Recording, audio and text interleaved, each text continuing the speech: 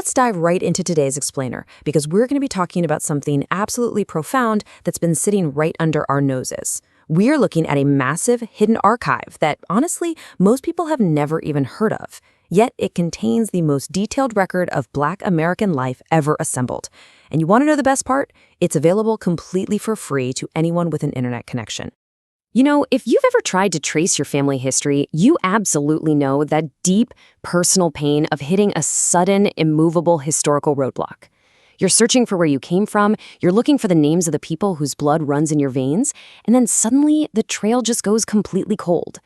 But what if the answers to those family mysteries weren't actually lost at all? What if they were just waiting for you to know exactly where to look?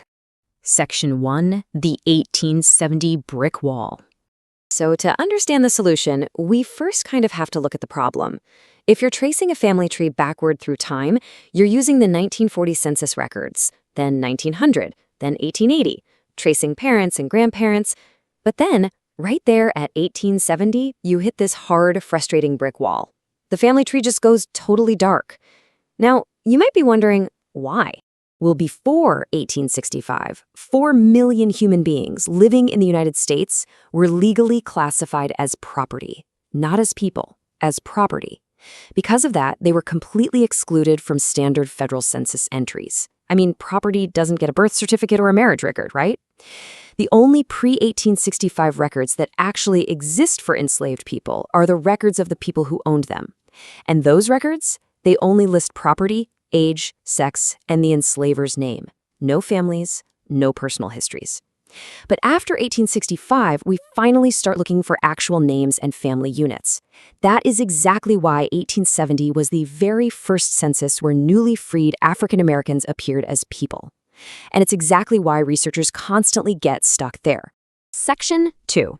Inside the Hidden Archive. So how in the world do we break through that wall? Well, the solution to this mystery was actually created by Congress in March 1865, right before the Civil War ended. It was called the Bureau of Refugees, Freedmen, and Abandoned Lands. The Bureau's entire job was to help 4 million newly freed people transition from slavery to citizenship. And in doing that massive job, they left behind literally millions of pages of handwritten documents.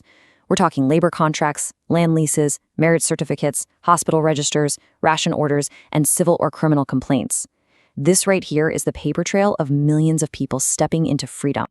Now, really think about this for a second. Marriage was a legal right denied to enslaved people. Marriages between enslaved people had absolutely no legal standing whatsoever. So when emancipation finally came, couples who had been together for decades, who had raised children and built entire lives together, they lined up by the thousands to finally formally solemnize their unions. Bureau officials sat down and assisted them in registering these marriages, noting down the dates, the ministers, and all their children. It is honestly hard to overstate how profound this is. In these registers, families were documented together, in ink, as a family unit for the very first time. Before this moment, they simply did not exist as families on paper. This archive literally gave them their names back in the official historical record. Section 3. Slavery by Another Name. But, you know, we really have to look at the whole picture here, because these records don't just show the triumph of freedom. They also show what freedom actually looked like on the ground. And frankly, that reality is devastating. Emancipation on paper looked very, very different in practice. Let's walk through it. Step 1. A formerly enslaved man signs a labor contract on January 1st to work on a plantation. And sadly, this was often the exact same plantation he had just been freed from, simply because he had nowhere else to go. Step 2. The landlord keeps the books, deducting costs for the cabin, the tools, the food. Step 3. By the end of the year, the calculated debt almost always exceeds the worker's annual earnings. So, step 4. He is forced to sign another contract. It was a vicious cycle, a system specifically designed to exploit Black labor and deny them the ability to build wealth or exercise true freedom.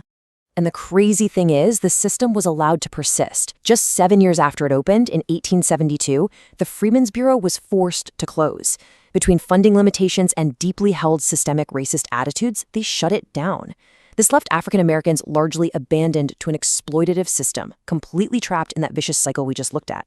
The records actually prove that slavery didn't just end. In a lot of ways, it just changed its paperwork.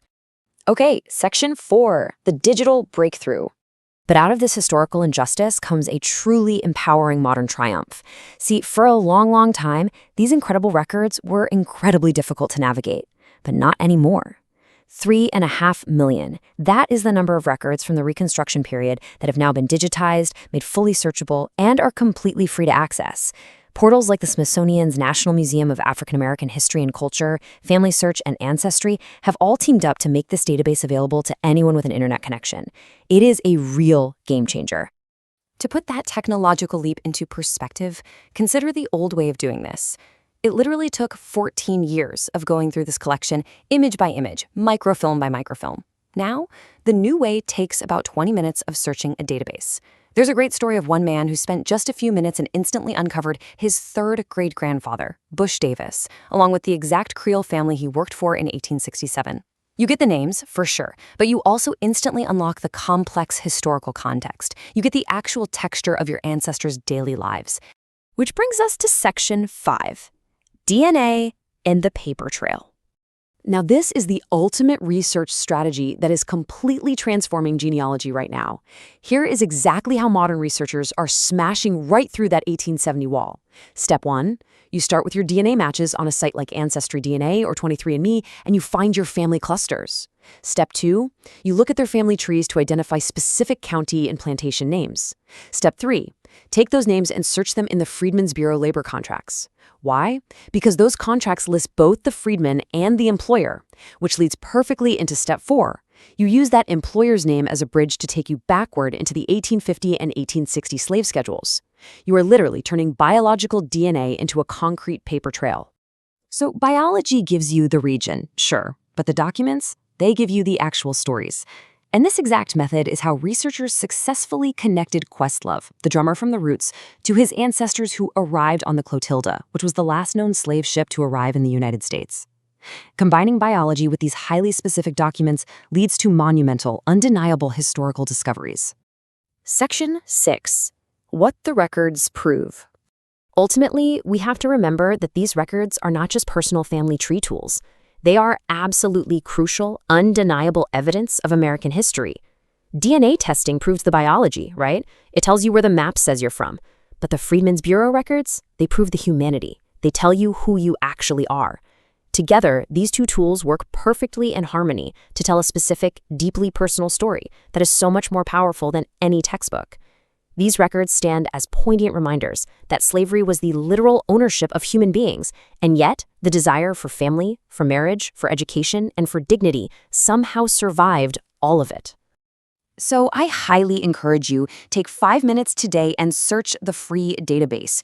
Leave a comment below with the names of the family members you are trying to trace, and make sure to subscribe as we continue uncovering these powerful stories in future explainers. Because the ultimate question we all have to ask is, whose name is waiting for you in the archive?